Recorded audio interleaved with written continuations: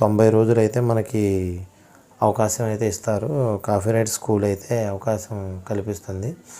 అదే 90 రోజుల లోపులోనే 3 కాపీరైట్స్ కనుక వస్తే కనుక ఛానల్ అయితే పర్మనెంట్గా తీసేయడం జరుగుతుందని చెప్పేసి వీళ్ళైతే చెప్పడం జరుగుతుంది. ఎందుకని ఏంటంటే కొత్తగా ఛానల్ ఎవరైతే పెడతారో వాళ్ళందరూ తెలుసుకోవాల్సింది ఏంటంటే కొత్తగా ఛానల్ పెట్టిన వాళ్ళు ఏదైనా కానీ ఓన్గా కంటెంట్ చేసుకొని ఓన్గా అయితే పెట్టుకోవాలి.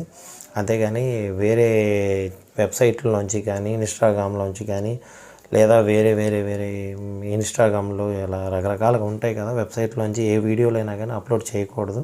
అలా చేయటం వల్ల ఏంటంటే కాపీరైట్స్ అనేది తప్పు అని చెప్పేసి వీళ్ళైతే చెప్తున్నారు. కాపీరైట్ ఓన్గా అయితే కంటెంట్ అయితే క్రియేట్ చేసుకోండి. యూట్యూబ్ ఎప్పటి నుంచో చెప్తుంది, ఏదైనా కానీ ఓన్గా అయితే చేసుకోండి, ఓన్గా అయితే మీరు ట్రై చేయండి అని చెప్పడం జరుగుతుంది. ఇలాంటి మరిన్ని అప్డేట్స్